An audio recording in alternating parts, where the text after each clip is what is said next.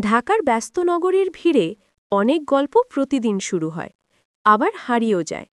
কিন্তু কিছু গল্প থেকে যায় মানুষের জীবনের পাতায় অমর হয়ে। নিলয় আর ঐশীর গল্প সেরকম এক অনন্য প্রেম কাহিনী। নিলয় শহরের এক সাধারণ তরুণ, বিশ্ববিদ্যালয়ে পড়াশোনা করছে বাংলা সাহিত্য বিভাগে। ছেলেটা শান্ত স্বভাবের, ভিড়ের মধ্যে থেকেও যেন ভিড়ের অংশ হয়ে যায় না। বন্ধুদের সঙ্গে আড্ডা দেয়, ক্লাসে মনোযোগ দেয়, কিন্তু অন্তরে এক অদ্ভুত শূন্যতা তাকে তাড়িয়ে বেড়ায়। অন্যদিকে ঐশী ছিল একদম উল্টো স্বভাবের, প্রাণবন্ত, হাসি খুশি, সবার সঙ্গে সহজে মিশে যেতে পারে। সে একই বিশ্ববিদ্যালয়েরই শিক্ষার্থী, তবে গণযোগাযোগ ও সাংবাদিকতা বিভাগে পড়ে। তার স্বপ্ন একদিন বড় সাংবাদিক হওয়া, সমাজের সত্যকে তুলে ধরা। তাদের দুজনের পরিচয়টা হয়েছিল একেবারেই আকস্মিকভাবে। একদিন বিশ্ববিদ্যালয়ের গ্রন্থাগারে নিলয় বসে একটি পুরনো উপন্যাস পড়ছিল। হঠাৎ পাশের টেবিলে বসল ঐশী।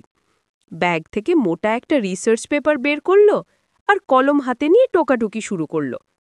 হঠাৎ একটা কলম গড়িয়ে নিলয়ের সামনে চলে এলো।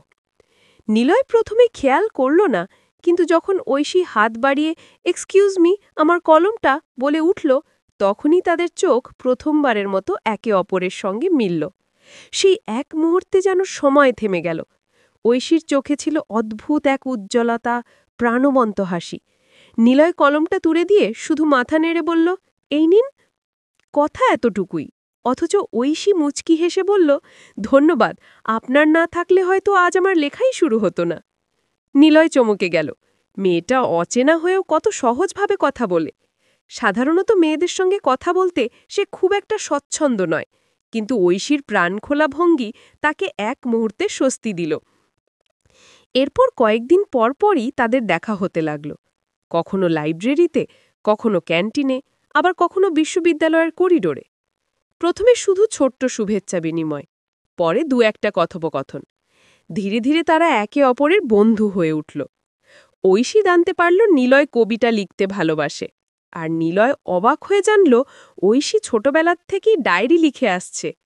দুজনেরই একরকম ভেতরের দুনিয়া আছে, যেখানে তারা শব্দের মাধ্যমে নিজেদের খুঁজে বেড়ায়। একদিন ক্যান্টিনে বসে ঐশী মজা করে বলল, "তাহলে তুমি কবি টাইপের মানুষ?"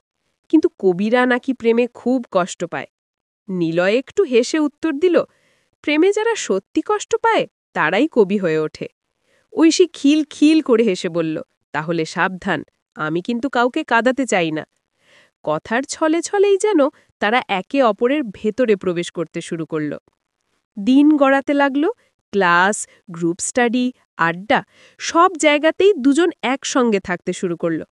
বন্ধুদের চোখে তারা এখন অবিচ্ছেদ্য জুটি। অথচ তাদের মধ্যে এখনও সেই বিশেষ সম্পর্কের নাম আসেনি।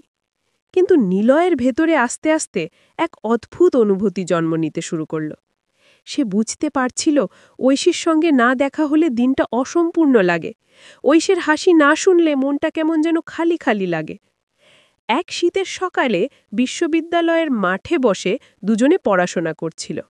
হালকা কুয়াশা, শিশিরে ভেজা ঘাস। ঐশী হঠাৎ একটা প্রশ্ন ছুড়ে দিল, "শোনো নিলয়, তোমার কোনো স্বপ্ন আছে? মানে জীবনে কি হতে চাও?"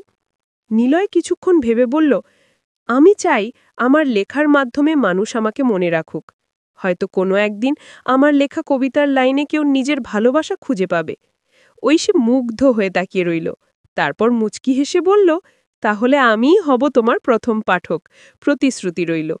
সেই দিনটা থেকেই তাদের বন্ধুত্বের ভেতরে লুকিয়ে থাকা প্রেমটা আস্তে আস্তে স্পষ্ট হতে শুরু করল।